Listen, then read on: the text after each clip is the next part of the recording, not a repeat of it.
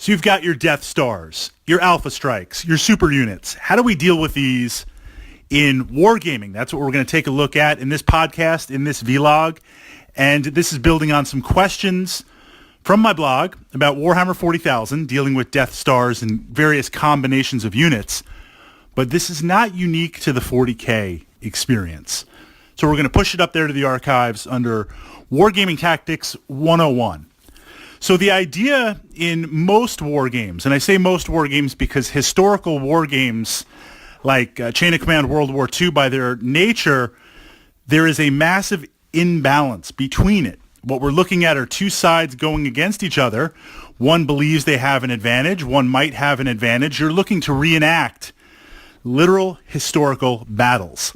And it's really interesting on a side note, playing historical games where, what do you mean I'm outnumbered 3-1? What do you mean my opponent has better tech? What do you mean I'm fighting against impossible odds? That idea is often at odds with modern wargaming or sci-fi wargaming, because it hasn't happened yet, where we have equal points, battle value, squadron points, power level. The idea is it's fair.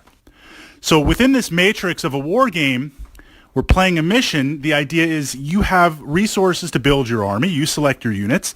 I select my units. And in theory, it works out to be about the same. So we find these units in every single system that are powerful, elite. They might be really difficult to destroy. They might have a lot of hull or armor. They might be able to put out lots of dice damage on there. There are things that are going to make them much, much more powerful than kind of your standard ships, infantry, tanks, battle droids, whatever it's going to be. But what elevates them to the level of Alpha Strike, Death Star, whatever terminology, is their interaction with the rules. And for this, we see this happen all the time in Warhammer 40,000. Games Workshop is constantly releasing new models, new stuff that is not play tested. And within every edition of 40K, it's a reactionary system. There's this idea of rule tweaks, the ability to kind of tweak out and change rules. An example was shifting from 7th to 8th edition, 40K. We had vehicles with hull points. That made vehicles a little bit more armored. That made them a little bit more, that made them harder to destroy unless you had dedicated anti-tank. Crack missiles, multi-meltas, plasma grenades, things like that. And the idea was it was slowing down the game a little bit or made it where only certain aspects of your army could hurt units. Well, now everything's been converted into wounds as a reaction to that.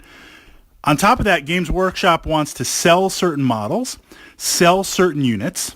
So we see these units gravitate toward the top of the pile, and then based on the rules, how they support things puts them into this place where they are really annoying and they are really hard to kill. Here's a great example, really, really fast. Should have thought of this to begin with, but it illustrates it so well. A number of editions back, orc bikers, knob bikers were introduced. So this idea was you could take 10 orc bikers. And when they were introduced to 40K with the knobs, the idea was they had a higher toughness, they had some good DACA, they had some speed, they had some war gear because you had the war boss in there. They were a powerful unit. They had 3 wounds each. Or I believe they had 3 wounds. Okay, for this conversation, they had 3 wounds. With the addition of 40K at the time, you had to remove whole models first. So if I did 4 wounds to you, you would stack 3 on one model, your choice. That model would be removed. And then one model would take another wound. If I dealt out 2 more wounds, you would have to assign those 2 wounds to the already removed, the already wounded model. So you kind of worked your way through. Halfway through, new edition of 40K drops. Well, now you don't have to remove whole models. You can distribute the wounds. So now you have an orc unit with 30 wounds. But if I suffer 3 wounds, I put 1 wound on one model, 1 wound on the second model, 1 wound on the third model. So I've wounded you, but I haven't reduced your model output, so you still have the DACA, you still have the speed. On top of that, feel no pain through the pain boy on there, 33% chance to negate everything. It was crazy.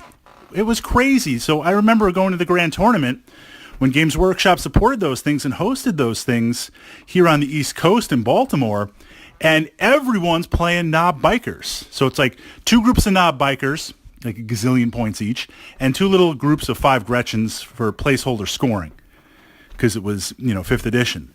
Crazy. So how do we deal with these units on there? The first question I ask in the checklist, is it a finite game turn or an open game turn? 40K is finite, meaning you go, and I sit there and do nothing, and then I go, and you sit there and do nothing. And we do that over a fixed number of turns, even if it's still random on there.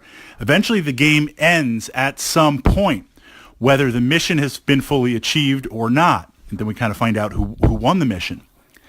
This makes these Death Stars, they're still deadly. It makes it easier to deal with. If you have an open gaming system, Battletech, Chain of Command, where we play and we go until the mission meets.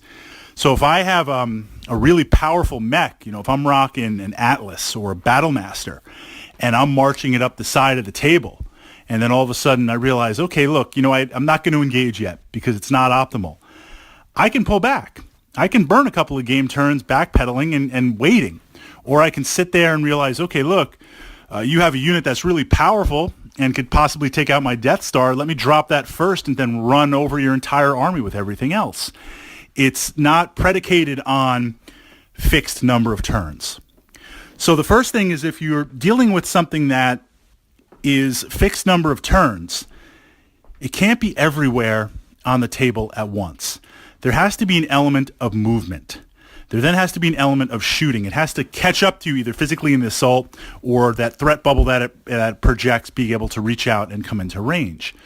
So how can you try your best to kind of ride it out and stay out of range? Look, it's going to inflict some losses. Yes. It might gobble up 1 or 2 units. Yes, it's super powerful. But a mistake a lot of newer players make is they see something powerful and think you have to stop it. Think you have to confront it and destroy it, and you send your whole army against it, you self-destruct on it, and by the bottom of turn 2, you've got like nothing left on the table when you killed it finally. And you're like, what the heck happened? Now, of course, the converse of that is a really good player.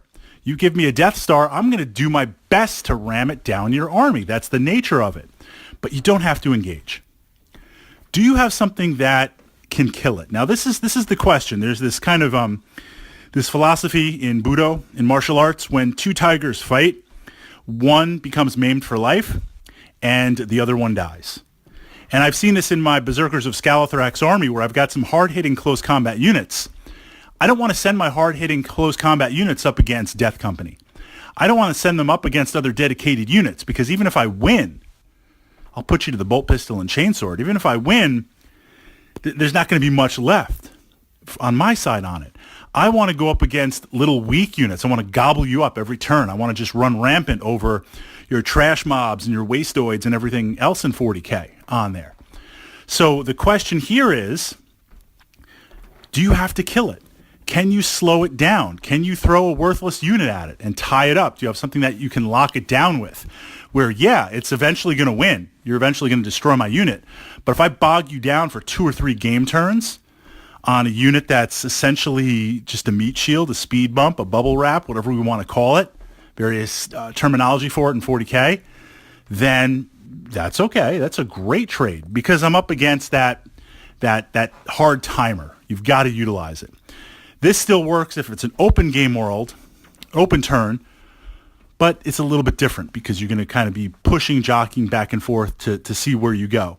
So the first thing is, can you destroy it? And often you might be able to, but the price is not worth it. The second thing is to look and see and speed, bump it down, slow it down.